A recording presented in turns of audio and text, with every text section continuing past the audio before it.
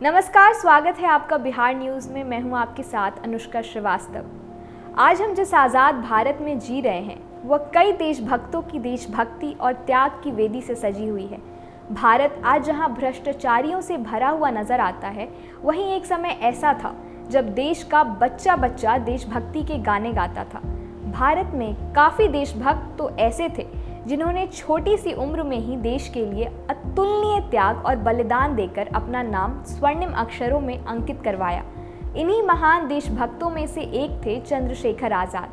चंद्रशेखर आज़ाद का जन्म आज ही के दिन 114 साल पहले 23 जुलाई 1906 को मध्य प्रदेश के भाबरा गांव में पंडित सीताराम तिवारी और श्रीमती जगरानी देवी के घर हुआ था।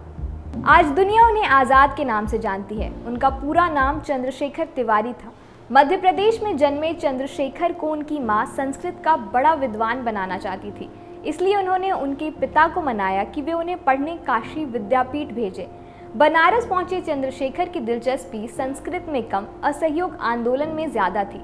अंग्रेजों को आंदोलनकारी कभी रास नहीं आए, इसलिए तब महज 15 साल के रहे चंद्रशेखर को गिरफ्तार कर लिया गया।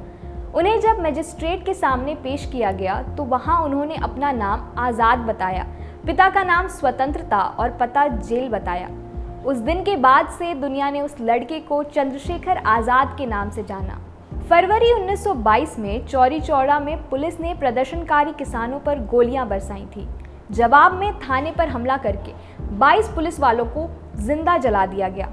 इस घटना के बाद महात्मा गांधी ने कांग्रेस के किसी सदस्य से बातचीत किए बिना खुद ही आंदोलन समाप्त करने की घोषणा कर दी।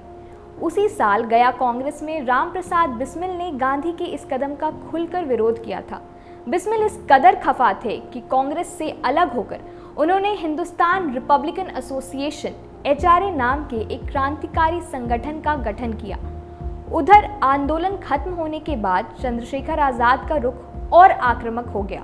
उन्हीं की उम्र के मनम्मथ नाथ गुप्त ने आज़ाद की मुलाकात बिस्मिल से कराई। भारत को आज़ादी दिलाने के बिस्मिल और आज़ाद के रास्ते एक थे, दोनों मिल गए। अब सवाल ये था कि हिंदुस्तान रिपब्लिकन एसोसिएशन के लिए फंड्स कैसे जुटाए जाएं, तो तय हुआ कि डकैतियां डाली जाएंगी। चंद्रशेखर आज़ाद ने HRA के अपने साथियों संग मिलकर बाद में कई डकैतियां डाली। उनके क्रांतिकारी जीवन को 2 हिस्सों में बांटा जा सकता है। पहला हिस्सा 1923 का काकोरी कांड तक, जहां उन्होंने बिस्मिल और HRA के अन्य लोगों के साथ मिलकर काम किया। काकोरी की घटना के लिए बिस्मिल, असफउल्ला खां, रोशन सिंह और राजेंद्र लाहिरी को फांसी की सजा दी गई। आज़ाद HRA के इकलौते ऐसे बड़े नेता थे जो गिरफ्तारी से बचने में कामयाब रहे थे। इसके बाद आज़ाद ने भगत सिंह के साथ मिलकर भारत के क्रांतिकारी स्वतंत्रता संग्राम में सुनहरे पन्ने जोड़े। HRA का नाम बदलकर हिंदुस्तान सोशलिस्ट रिपब्लिकन एसोसिएशन कर दिया गया। अपनी क्रांतिकारी गतिविधियों से चंद्रशेखर आज़ाद ब्रिटिश पुलिस के लिए एक दहशत बन चुके थे।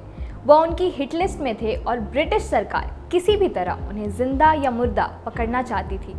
27 फरवरी 1931 को चंद्रशेखर आज़ाद इलाहाबाद के अल्फ्रेड पार्क में अपने 2 सहयोगियों से मिलने गए। उनके एक मुखबिर ने उनके साथ विश्वासघात किया और ब्रिटिश पुलिस को इसकी सूचना दे दी। पुलिस ने पार्क को चारों ओर से घेर लिया और चंद्रशेखर आज़ाद को आत्मसमर्पण का आदेश दिया। चंद्रशेखर आज़ाद ने अकेले ही वीरतापूर्वक लड़ते हुए 3 पुलिस वालों को मार गिराया, लेकिन जब पुलिस ने चंद्रशेखर आज़ाद को घेर लिया तो उन्होंने स्वयं को गोली मार ली।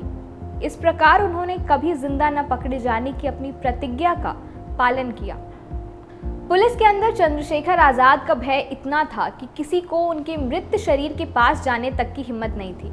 उनके शरीर पर गोली चलाई गई और पूरी तरह आश्वस्त होने के बाद ही चंद्रशेखर की मृत्यु की पुष्टि हुई।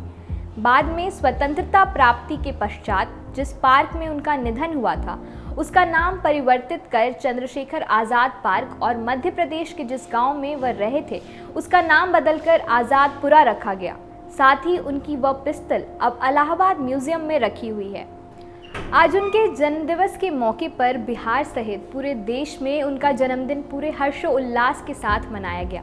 उनका नाम देश के बड़े क्रांतिकारियों में शुमार है और उनका सर्वोच्च बलिदान देश के युवाओं को सदैव प्रेरित करता रहेगा। आज की इस खास रिपोर्ट में इतना ही। आप देखते रहे बिहार न्यूज़। नमस्कार।